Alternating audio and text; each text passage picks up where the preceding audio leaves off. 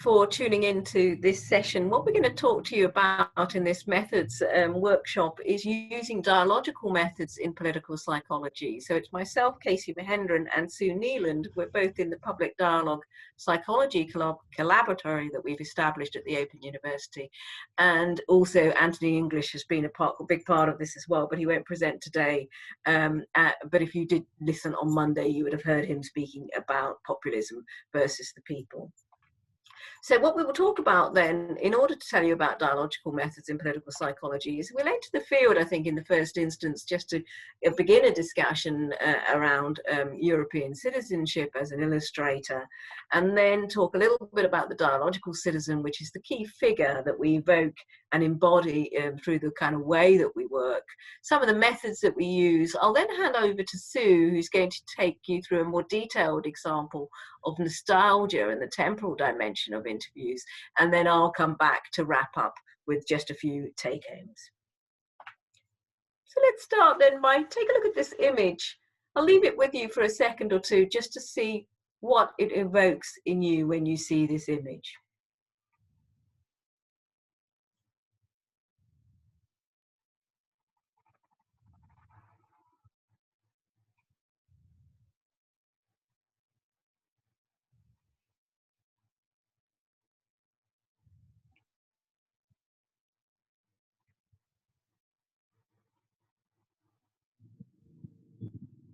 What you might have found when you looked at that image is that it evoked quite strong feelings. We've been using this image since the first study, which began at the beginning of 2008. And in many ways, what it resonates now has actually changed over time. You may have found when you looked at the image that you started to think about not just what you feel, but what the rest of the public might feel in the context in which you're watching this video. This is what our participants did then. Again, I come back to being a person who identifies first and foremost as being Scottish. But I'm quite happy to be part of Europe. But thinking back, we're all the same people. If you like, regardless of skin colour or race or religion, we're all kind of the same kind of species at the end of the day. And NJ, who's in MMC position 1, which I'll explain in a minute, based in Glasgow, study 2, actually, that was in 2012-13, talks about European citizenship, but goes beyond it to global citizenship and the idea of a common humanity. This is BN then. MMC position 9, more higher mobility. Yes, I'm legal and I do feel legally, and I do feel because I was born here and my parents work in those countries. Notice how they take up the position of the child with the parents, and they pay tax in those countries. I feel like I'm a citizen. Because like when I had to come to London, all I had to do was pack a bag and I didn't have to go to the police or register or anything. So in that sense, I do feel like a citizen of the European Union. And she'd come from Belgium to London and settled there, but you can see she's in MMC position 9, which actually means that she has intention to return at some point. So the dialogical methods that we've used then in the studies, which began, as I say, in 2008, have varied over the 3 studies over the last 10 years. The first study is always using this kind of stimulus-led approach, an image, a video, and so on, in interviews and focus group. The second study was larger and involved stimulus-led interviews. And the current study, which I'm just working with now and will present in future presentations, involves an interactive mapping, a tool, so they're actually given the world in an online interactive, and goes a little bit further. I also now work with, as I say, Sue Nieland and Anthony English, both of whom are doing PhDs within the collaboratory PDPC. And our overall ambition here is to move from public opinion to public dialogue and to begin a process of depolarizing public opinion. Anthony's working on consensus and dissensus in political decision-making, and Sue, as she'll talk about a little bit, is working on the political decision-making of the silent generation. So the MMC, I'm not going to talk too much about this because it'll take up too much time, but all I would say is that we work with the public as having 10 positions based on their degree of migration mobility, from generational non-mobility to serial migration. And then we can go into the field now. That's one of the good things about working in a dialogical way with this stimulus-led approach. It means you can enter the field to create, and this is a YouTube that I created video that I created just before the UK-EU referendum.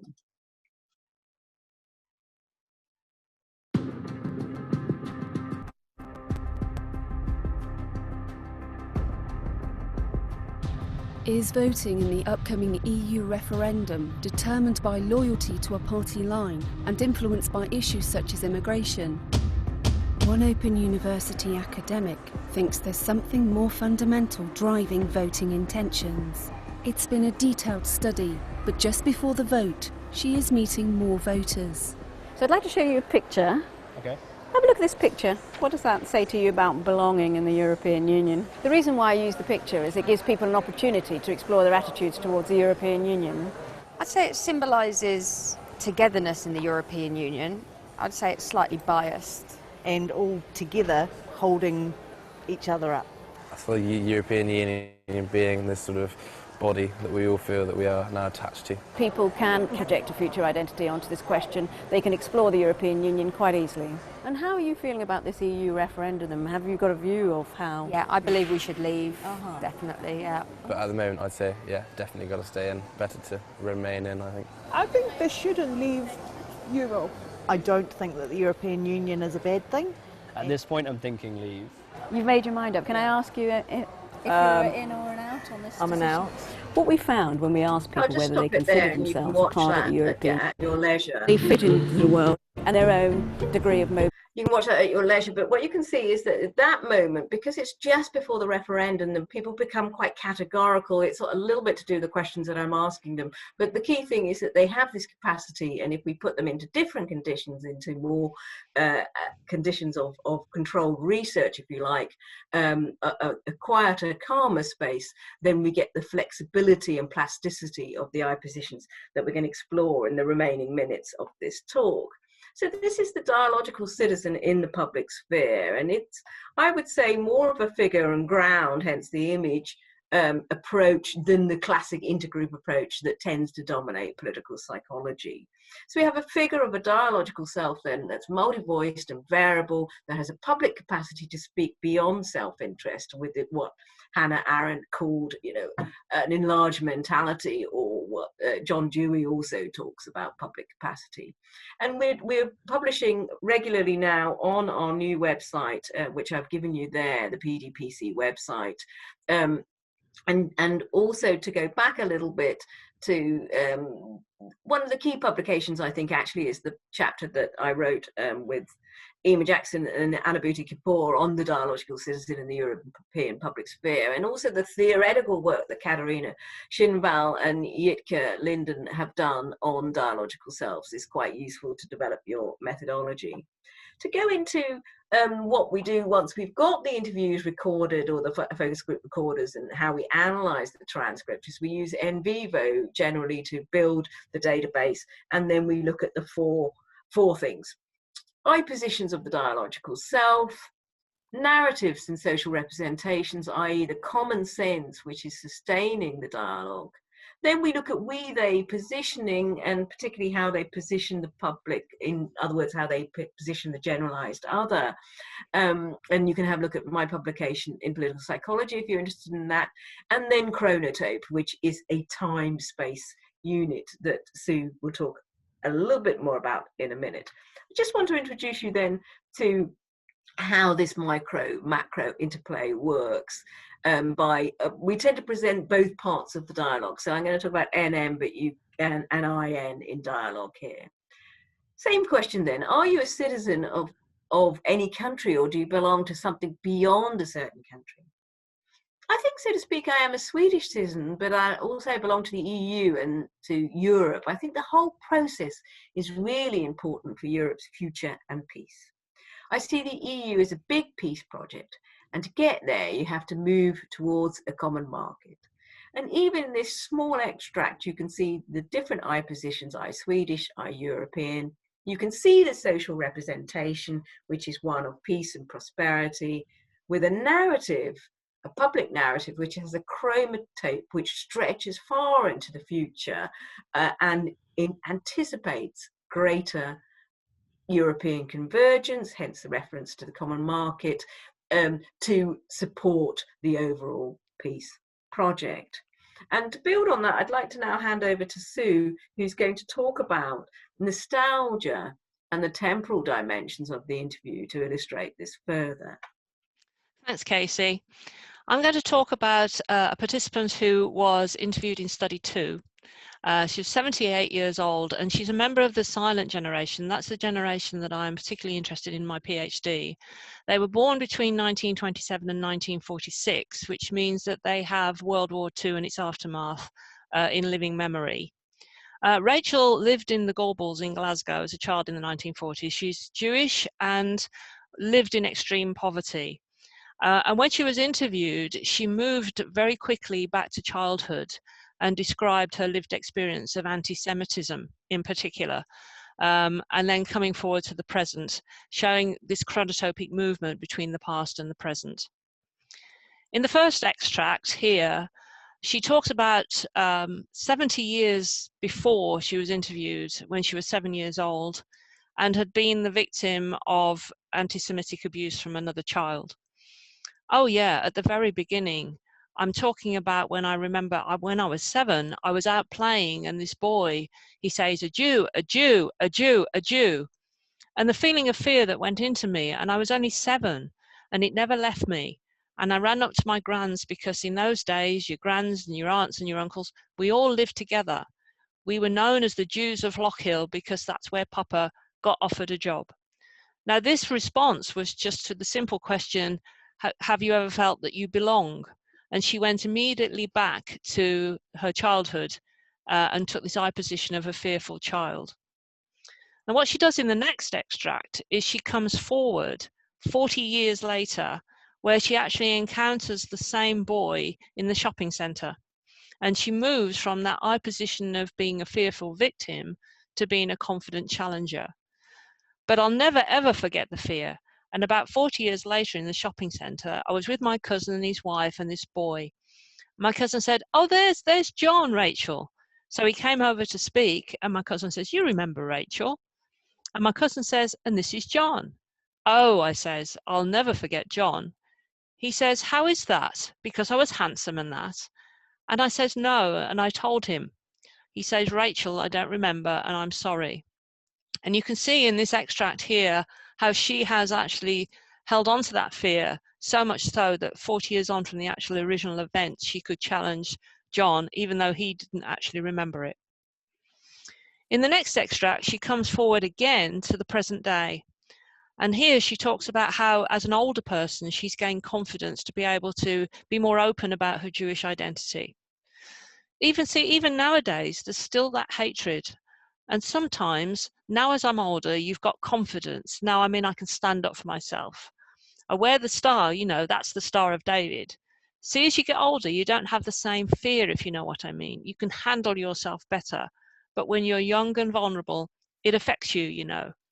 So in this one, you can see she's now in the present, having moved forward from childhood, 40 years on, and now to the present day, all in the single interview, and talking about how things have changed in terms of our eye positioning from fearful child, victim of anti-Semitism, and so on. In this last extract, she now takes what we call a relational position, where she is the eye daughter of a loved father who was also subjected to anti-Semitic abuse. But at the beginning, the people, even though they saw all the hardship that the Holocaust had got, it didn't make them a wee bit sad or anything.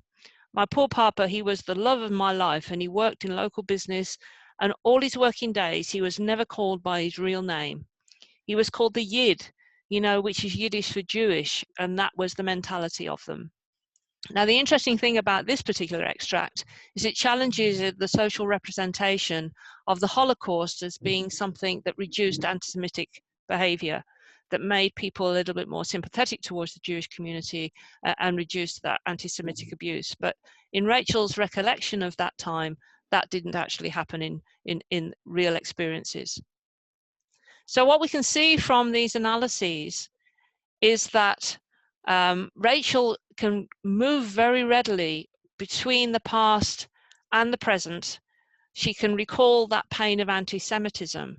And importantly, that challenges the nostalgic rhetoric used by politicians of this so-called glorious past. And in the interview, she moves between the past and present. She also moves to the future in talking about her grandchildren in an extract that we haven't included here. But the important aspect of this in terms of nostalgia is that nostalgic rhetoric relies on the constructions of a golden past that's imagined and not lived in a process called anomia. And in this interview, you can see a dialogical citizen who lived through, recollected the past, and is therefore resistant to what nostalgia tries to do. And now I'm going to hand back to Kesi for the take-homes. Thanks, Sue. I think that's really interesting, the way that Rachel uses other voices. She uses the voice of her cousin, she uses the voice of John, and she evokes these voices to create this multi-voiced dialogical citizen. So the take-homes then, dialogical approaches, although we've concentrated on qualitative approaches, can use both quantitative and qualitative approaches. The key things is that they create a form of knowledge in a very on-the-level way with participants, in dialogue with them, in such ways that they're able to become dialogical citizens when they're brought into dialogue with political phenomenon. The approach promotes the development then of plasticity and flexibility, which leads to the multiple-eyed positions that we've hopefully illustrated for you today. I think it raises an open question, and you can see that particularly with the difference between the YouTube video in the shopping centre and then the quieter, calmer conditions created by doing political psychological research. And that question is this: what are the conditions and contexts which enable us to work with the public in a way that they are dialogical when vexed political phenomena are under discussion? So thank you very much for listening, and we look forward to the discussions in the session later on this week. Thank you.